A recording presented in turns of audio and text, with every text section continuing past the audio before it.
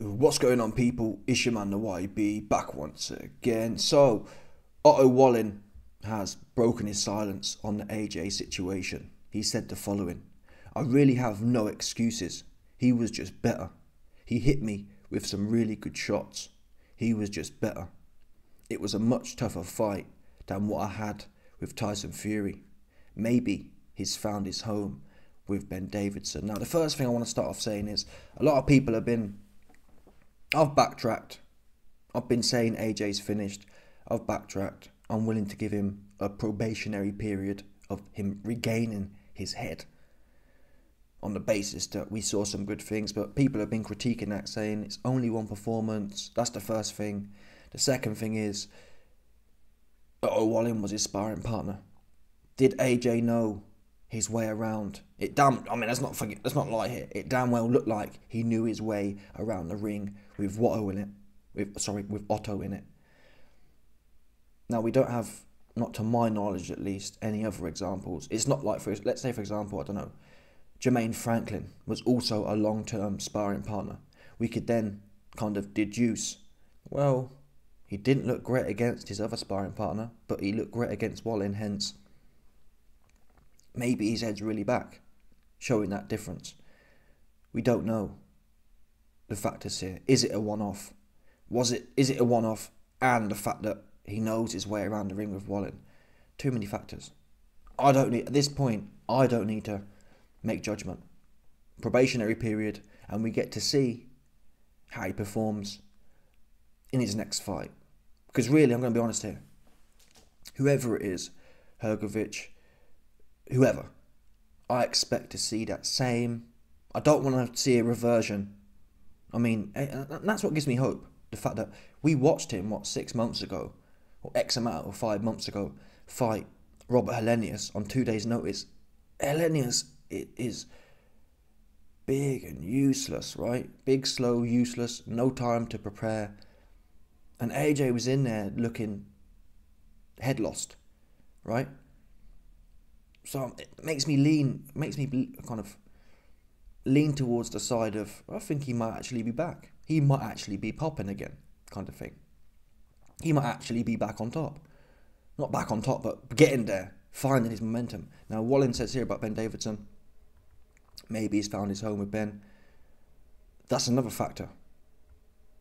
In the main, trainers, AJ's had how many trainers now? He had Rob, then he had Angel, then he had, who was it? Was it Robert Garcia? Then it was down to Texas, and now it's Ben Davidson. So, with all due respect, he's had many trainers that have made no difference. Angel didn't make no difference. Robert Garcia didn't make no difference. Now, obviously, these guys are all kind of training him under different fight circumstances. Arguably, Robert Garcia had the hardest job against Usyk.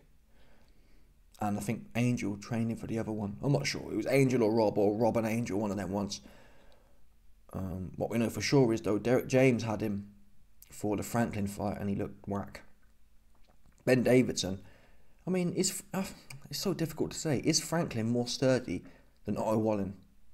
He looked it, didn't he? But you just don't know. AJ weren't firing like he was firing against Wallin. You know what I mean? That's what he weren't doing for a fact. He was not firing like he was firing. So I'm just desperate to see this double down now. Whoever it is. I don't want to hear he goes in there with Hrgovic, who's a contender.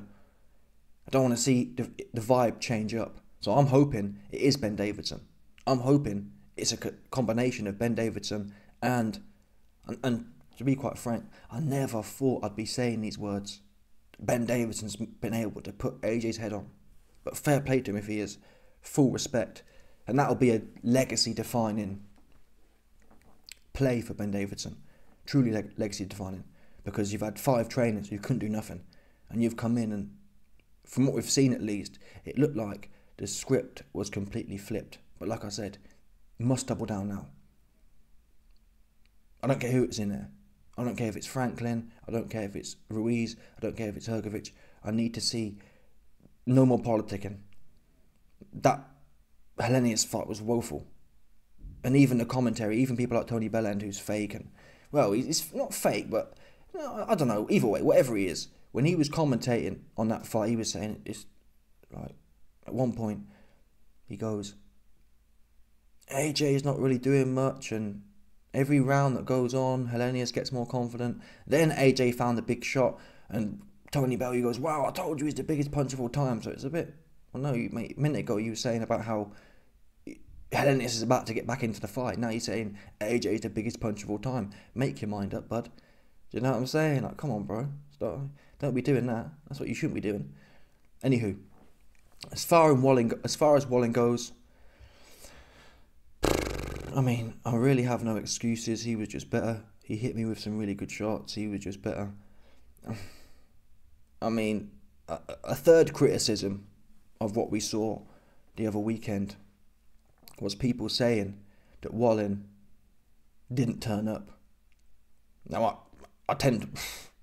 I mean, if that was him turning up, I hate to think what him falling off would be. He didn't look...